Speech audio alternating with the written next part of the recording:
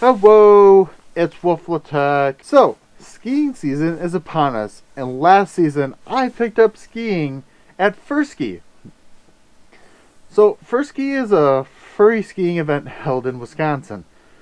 The first year of the event was my first time skiing, and I had a blast. So much so that I got a season pass for a hill near work, and I already paid it off because of the deal that they had going on. Even before this season started. So I'm no expert, but while preparing for this year's Furski, I wanted to share my top 5 tips while learning to ski or snowboard. First and foremost, learn to fall. Falling may upset you, but falling correctly may make or break your season. You are going to fall at some point. Ski bindings will release if you fall correctly, saving your legs from the fall as well. Same thing goes for snowboarders. You will fall. Wear knee and tailbone protection when learning. My suggestion, wear football pads. You get hip, knee, thigh, and tailbone protection when you catch an edge just wrong and you just obviously fall over.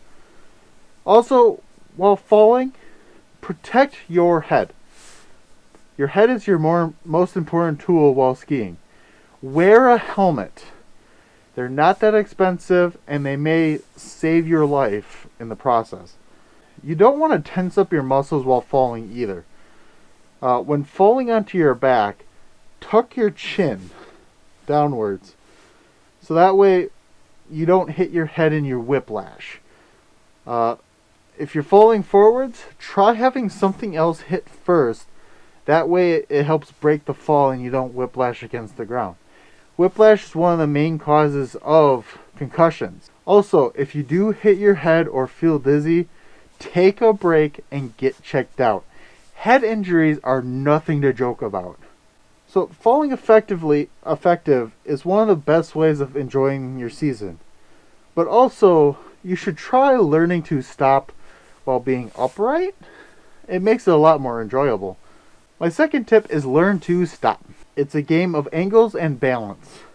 At first, the easiest way of stopping is a snowplow or pizza.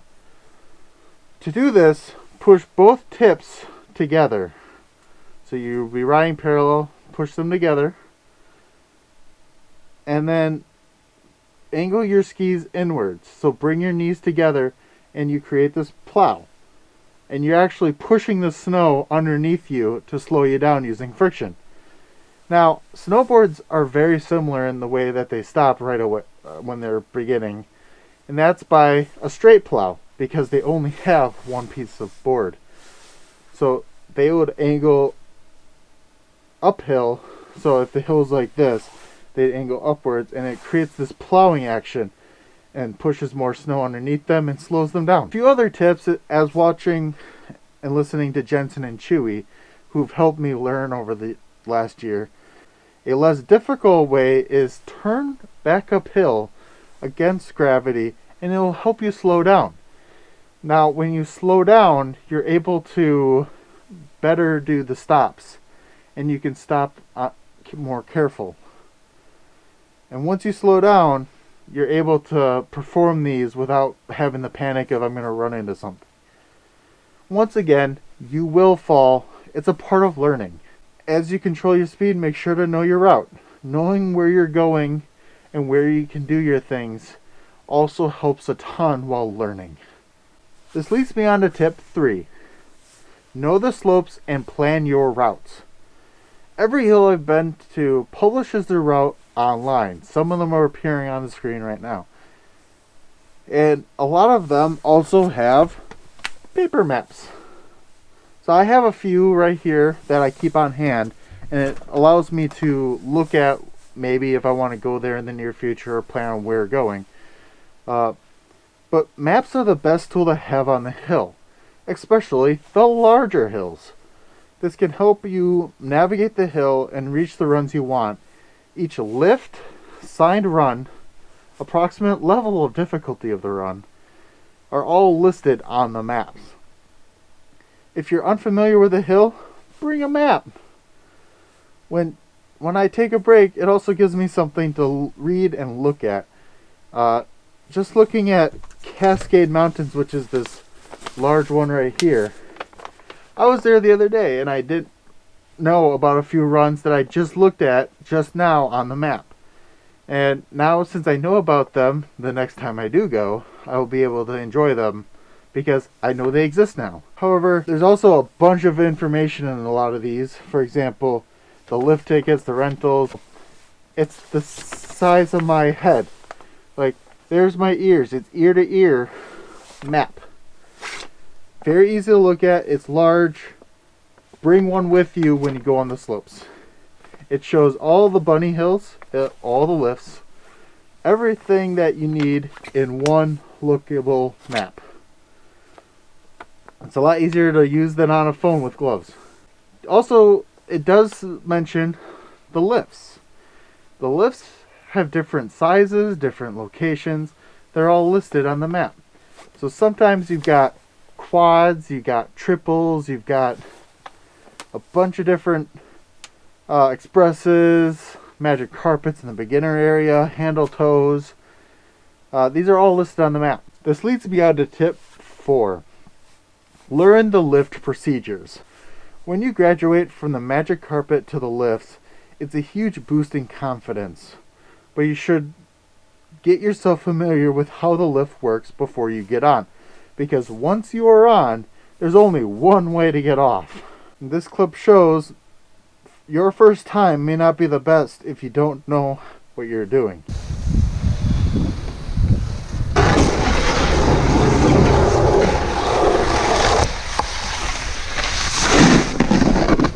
Okay, we're out.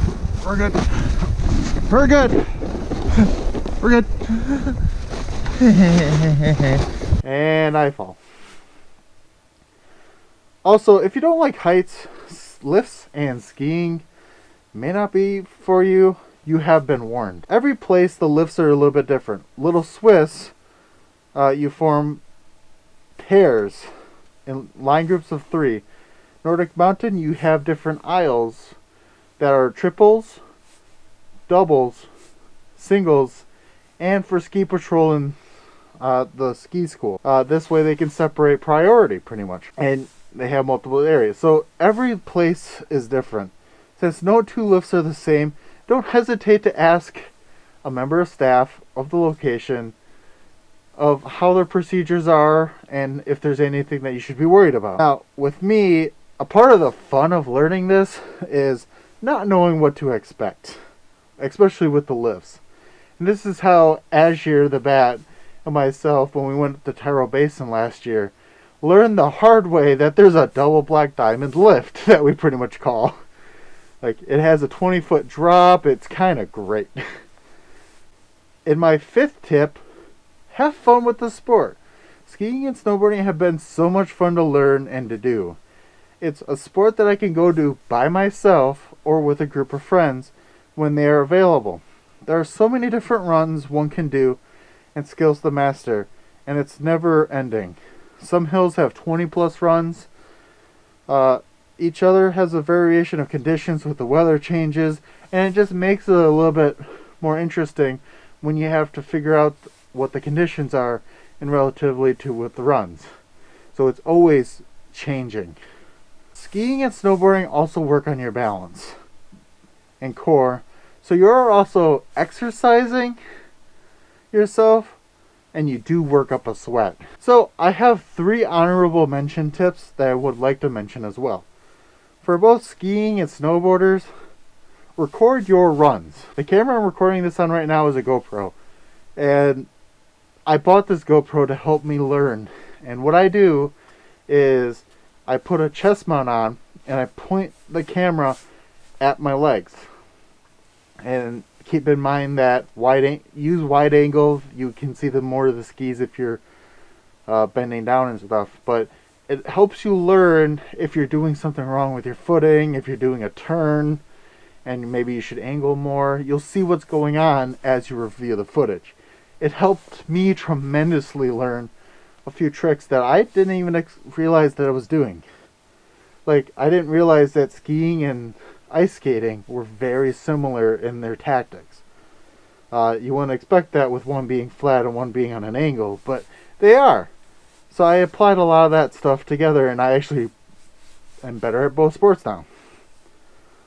But I would not have had that if I wasn't filming what I was doing. Plus, then also, if you fail, you get to do a fall contemplation like Jensen did, and it showed how much he improved over time. This next honorable mention is just for skiers. Keep your pole straps loose on your wrist when you use them. The benefit of having poles are they're very useful while skiing for various skills, turns, braking, or rescuing fellow skiers who have fallen. However, if you tighten the loops on your wrist, your useful tool can't separate from you, and if you fall on it, you could break your wrist. The reason for the straps is so your poles don't get away from you if you fall out of your hand. Even loose straps will stay inside your grasp, and a loose strap also gives it play to twist, and if you land on it, and not affect your wrist in the process. I have fallen numerous times on my poles, and that was the difference between breaking my wrist and losing my poles. Snowboarders, and this is one of my pet peeves. Don't bind up right next to the lift ramp. All the lifts I've used have a nice area off to the side for you to bind up. At a few places, our skis need to turn at a certain angle, and if you're binding up right there, we can't get through, and it causes a line backup. So much so that one time there was so much of a backup because of the snowboarders that they had to stop the lift because no one else could really get off without injuring. So because of that, if there's a turn to the right when you get off the lift, go bind up on the inside part of the curve. We're going to avoid you and be able to go by as a skier. Now keep in mind, I've been learning snowboard, so I understand your pain. So I understand that you have to bind up. Just do it on the inside curve of the off-ramp, because then you're not in anybody's way and you still have plenty enough area to get going to your run once you bind in. So, like I said, just don't do it right next to the lift ramp. I've almost hurt some people doing that because I couldn't stop on icy terrain. So I hope you find these tips useful, and I hope to see you at Furski. Once again, that was the first place I learned, and we're going to keep doing Furski and have a good time. You're allowed to fursuit on the slope, and we also have a changing area that you can do. If you want to learn more, you can go to furski.org. The dates this year are February 1st and 2nd at Devil's Head Resort near Merrimack, Wisconsin. That's very close to Madison as well as the Dells, if you know where those are. And it's easy drive to get there. And hope to see you there, and share what your progress is with me. You can find me at WolfLaTech on Twitter, at WolfLaTech on Telegram, at WolfLaTech on Facebook. Find me, beat me if you need to reach me. Anyway, bye-bye. Outro.